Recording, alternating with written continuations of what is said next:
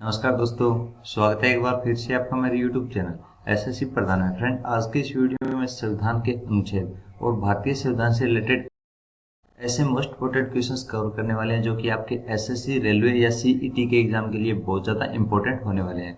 Friend, यदि आप Indian polity by option cover करना चाहते हैं तो डेली जो इंडियन पॉलिटी के पार्ट अपलोड होते हैं वो जरूर देखें, या फ्रेंड आप मात्र एक वीडियो में Indian polity by option cover करना चाहते हैं तो डिस्क्रिप्शन में 600 क्वेश्चंस के एक वीडियो का लिंक दिया गया है। अगर आप वो वीडियो देखते हैं तो एसएससी, रेलवे और सीईटी के एग्जाम में एक भी क्वेश्चन उस वीडियो से बाहर नहीं पूछा जाएगा। तो चलिए फ्रेंड, आज का ये वीडियो अपना शुरू करते हैं। राज्यों द्वारा प्रार्थना करने पर भारत की संसद उन राज्यों के लिए किस अनुच्छेद के अंतर्गत कानून बना सकती है। इंपॉर्टेंट है फ्रेंड कि कोई भी राज्य द्वारा प्रार्थना करने पर कानून बनाना होता है तो भारत की संसद किस अनुच्छेद के अंतर्गत उस राज्य के लिए कानून बना सकती है। तो आपको फ्रेंड मात्र 5 सेकंड में राइट आंसर चूज करना है।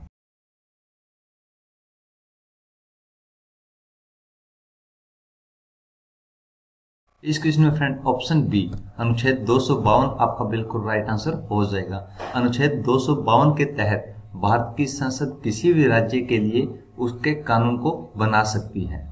भारतीय संविधान का कौन सा अनुच्छेद संसद को अंतर्राष्ट्रीय समझौतों को लागू करने की विधि निर्माण करने की शक्ति प्रदान करता है। तो ऑप्शन देके फ्रेंड आपको 5 सेकंड में राइट आंसर चूज करना है।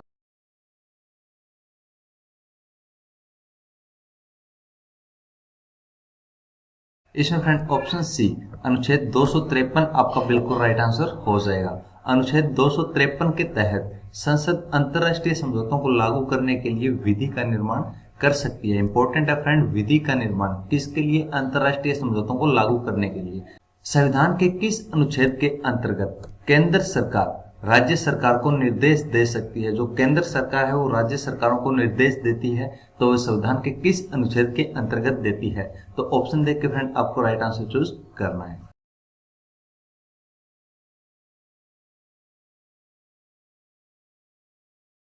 इसमें फ्रेंड ऑप्शन ए अनुच्छेद 256 आपका बिल्कुल राइट आंसर हो जाएगा। जो केंद्र सरकार राज्य सरकारों को निर्देश देती है किस अनुच्छेद के अंतर्गत देती है? 256 आपका इस क्वेश्चन में बिल्कुल राइट आंसर हो जाएगा। चलिए फ्रेंड अगला क्वेश्चन देख लेते हैं।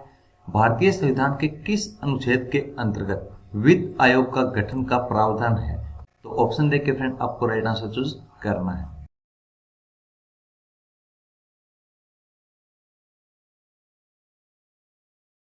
तो इस क्वेश्चन में फ्रेंड अनुच्छेद 280 ऑप्शन बी आपका बिल्कुल राइट आंसर हो जाएगा। जो वित्त आयोग का गठन है उसका प्रावधान किस अनुच्छेद में है? तो अनुच्छेद 280 आपका इस क्वेश्चन में बिल्कुल राइट आंसर हो जाएगा। चलिए फ्रेंड अगला क्वेश्चन देख लेते हैं।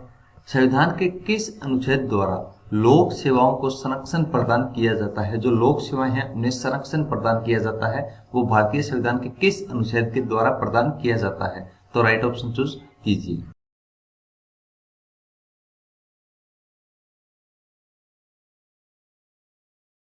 इसमें फ्रेंड ऑप्शन बी अनुच्छेद 311 आपका बिल्कुल राइट आंसर हो जाएगा। अनुच्छेद 311 के तहत लोक सेवाओं को संरक्षण प्रदान किया जाता है। संविधान के किस अनुच्छेद द्वारा संघ और राज्यों के लिए लोक सेवा आयोग का प्रावधान किया गया है? इंपॉर्टेंट है फ्रेंड, लोक सेवा आयोग संघ और राज्यों के लिए जो लोक सेवा आयोग का प्रावधान किया गया है वो भारतीय संविधान के किस अनुच्छेद द्वारा किया गया है या किस अनुच्छेद में वर्णित है? तो आपको राइट आंसर चूज करना है।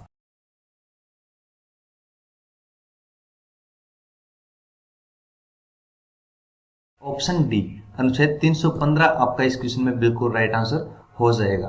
लोक सेवा आयोग का प्रावधान जो है वो अनुच्छेद 315 में वर्णित है। संविधान का अनुच्छेद 312 निम्न में से किस से संबंधित है? इंपॉर्टेंट है फ्रेंड, 312 जो अनुच्छेद है वो निम्न में से किस से संबंधित है? ऑप्शन देख के आपको राइट आंसर चूज करना है।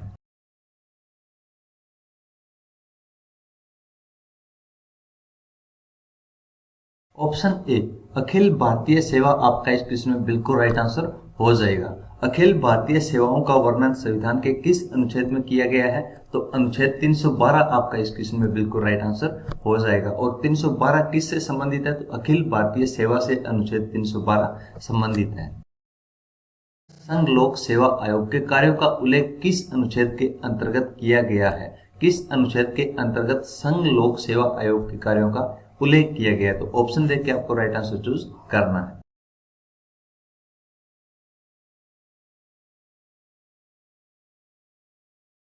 ऑप्शन ए अनुच्छेद 320 आपका इस क्वेश्चन में बिल्कुल राइट आंसर हो जाएगा। यूपीएससी जिसको बोलते हैं संघ लोक सेवा आयोग, उसके कार्यों का उल्लेख किस अनुच्छेद के अंतर्गत किया गया है? तो अनुच्छेद 320 आपका इस क्वेश्चन में बिल्कुल राइट आंसर हो जाएगा।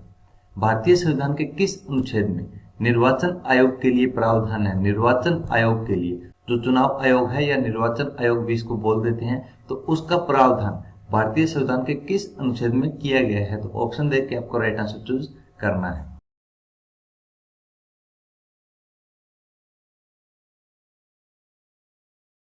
ऑप्शन सी अनुच्छेद 324 आपका इस क्वेश्चन में राइट आंसर हो जाएगा। जो निर्वाचन आयोग है, चुनाव आयोग से संबंधित प्रावधान किस अनुच्छेद में किया गया? तो अनुच्छेद 324 आपका इस क्वेश्चन में राइट आंसर हो जाएगा। लोकसभा में एंग्लो इंडियन समुदाय के प्रतिनिधित्व के लिए प्रावधान संविधान के किस अनुच्छेद के अंतर्गत किया गया है? तो ऑप्शन देख के आपको राइट आंसर चूज करना है।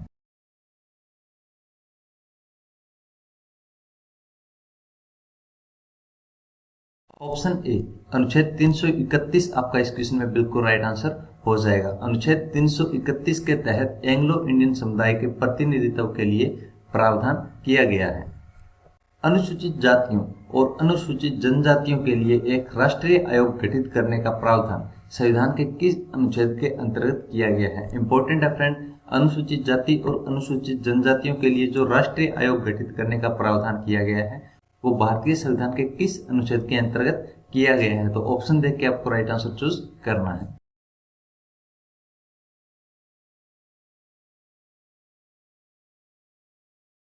ऑप्शन ए अनुच्छेद 338 एवं अनुच्छेद 338 ए आपका इस क्वेश्चन में बिल्कुल राइट आंसर हो जाएगा। अनुच्छेद 338 और 338 ए के तहत अनुसूचित जातियों और अनुसूचित जनजातियों के लिए राष्ट्रीय आयोग गठित करने का प्रावधान किया गया है।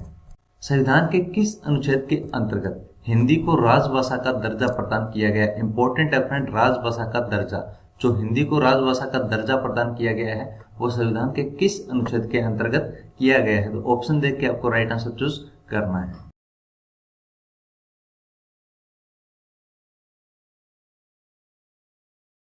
तो इसमें फ्रेंड आपका राइट आंसर हो जाएगा अनुच्छेद 343 ए। ऑप्शन ए आपका इस क्वेश्चन में बिल्कुल राइट आंसर हो जाएगा। अनुच्छेद 343 ए के तहत हिंदी को राजभाषा का दर्जा प्रदान किया गया है कि राष्ट्र की जो भाषा है, राजभाषा है, वो हिंदी होगी और लिपि जो है वो देवनागरी होगी। ये अनुच्छेद 343 एक में वर्णित है। भारत में बाहरी आक्रमण अथवा सशस्त्र विद्रोह के कारण भारत के राष्ट्रपति द्वारा राष्ट्रीय आपातकाल की घोषणा का वर्णन किस अनुच्छेद के अंतर्गत किया गया है? इंपॉर्टेंट है फ्रेंड कि जो राष्ट्रपति द्वारा आपातकाल लगाया जाता है उसका वर्णन किस अनुच्छेद में किया गया है? तो ऑप्शन देख के आपको राइट आंसर चूज करना है।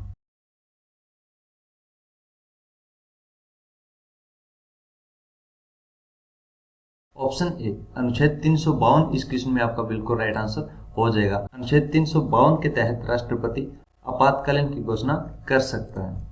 संविधान के किस अनुच्छेद के तहत राज्यों में संवैधानिक तंत्र के विफल होने पर राष्ट्रपति शासन लागू किया जा सकता है? इंपॉर्टेंट है फ्रेंड, राष्ट्रपति शासन, जो राष्ट्रपति शासन का प्रावधान किया गया है वो भारतीय संविधान के किस अनुच्छेद में किया गया है?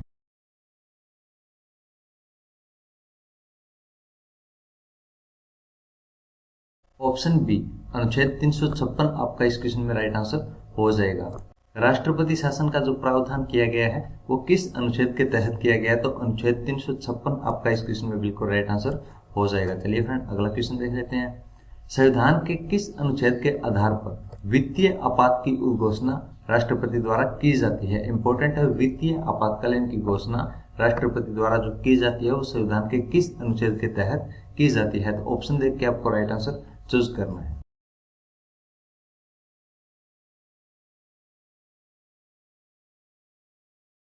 ऑप्शन सी अनुच्छेद 360 आपका इस क्वेश्चन में बिल्कुल राइट आंसर हो जाएगा। वित्तीय आपातकालीन की घोषणा किस अनुच्छेद के तहत की जा सकती है? तो अनुच्छेद 360 आपका इस क्वेश्चन में राइट आंसर हो जाएगा। और यदि फ्रेंड पूछा जाए कि वित्तीय आपात अब तक कुल कितनी बार लगा है, तो वित्तीय आपातकालीन की स्थिति अभी तक एक बार भी लागू नहीं हुई है। संसद को संविधान संशोधन करने का अधिकार किस अनुच्छेद द्वारा दिया गया है? मोस्ट इंपोर्टेंट क्वेश्चन है फ्रेंड। संविधान संशोधन का जो अधिकार है वो किस अनुच्छेद द्वारा दिया गया है? तो ऑप्शन देख के आपको राइट आंसर चूज करना है।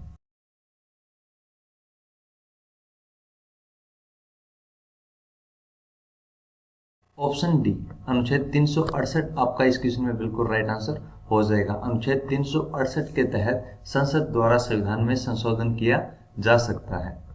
संविधान के किस अनुच्छेद के प्रावधानों के अंतर्गत भारत सरकार द्वारा भारत रत्न, पद्म विभूषण आदि अलंकरण यानी पुरस्कार प्रदान किए जाते हैं? तो ऑप्शन देख के फ्रेंड आपको राइट आंसर चूज करना है।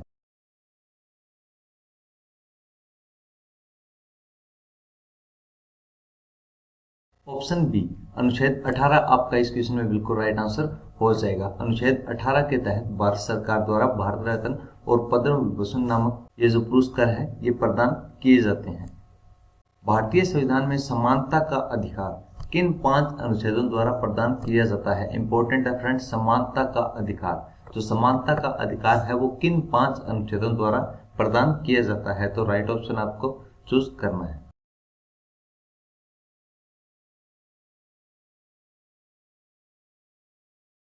ऑप्शन सी अनुच्छेद 14 से अनुच्छेद 18 आपका इस क्वेश्चन में बिल्कुल राइट आंसर हो जाएगा। तो जो समानता का अधिकार है वो किन अनुच्छेदों द्वारा दिया गया है? तो अनुच्छेद 14, 15, 16 और 17 और 18 यानी इन 5 अनुच्छेदों द्वारा भारतीय संविधान द्वारा समानता का अधिकार भारतीय नागरिकों को दिया गया है।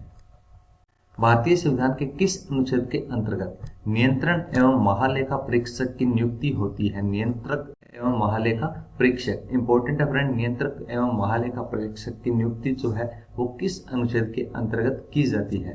तो आपको राइट आंसर चूज करना है।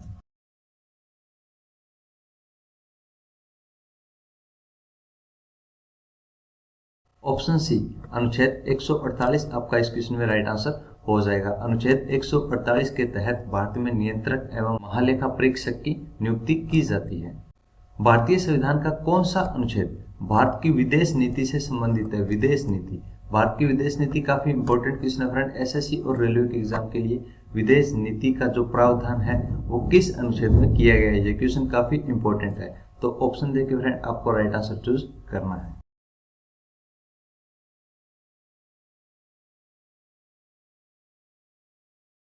ऑप्शन डी अनुच्छेद 51 आपका इस क्वेश्चन में बिल्कुल राइट आंसर हो जाएगा। जो भारत की विदेश नीति से संबंधित प्रावधान किए गए हैं वो किस अनुच्छेद में किए गए हैं? तो अनुच्छेद 51, अनुच्छेद 51 आपका इस क्वेश्चन में बिल्कुल राइट आंसर हो जाएगा। तो फ्रेंड आज का वीडियो बस यहीं खत्म करते हैं। इंडियन पॉलिटी अगर आप कंप्लीट बाय ऑप्शन कवर करना चाहते हैं, डिस्क्रिप्शन में लिंक दिया गया है, वो वीडियो देखिए फ्रेंड। एसएससी, रेलवे और सीईटी के एग्जाम में इंडियन पॉलिटी का कोई भी क्वेश्चन उस वीडियो से बाहर नहीं पूछा जा सकता। तो फ्रेंड किसी भी प्रकार की पीडीएफ डाउनलोड करने के लिए आप हमारे टेलीग्राम ग्रुप एसएससी प्रधान को ज्वाइन कीजिए निःशुल्क पीडीएफ डाउनलोड करने के लिए। तो थैंक्स फ्रेंड, आज के लिए बस इतना ही। कल मिलते हैं नेक्स्ट नए वीडियो और नेक्स्ट नए पार्ट के साथ। तब तक के लिए जय हिंद, जय भारत।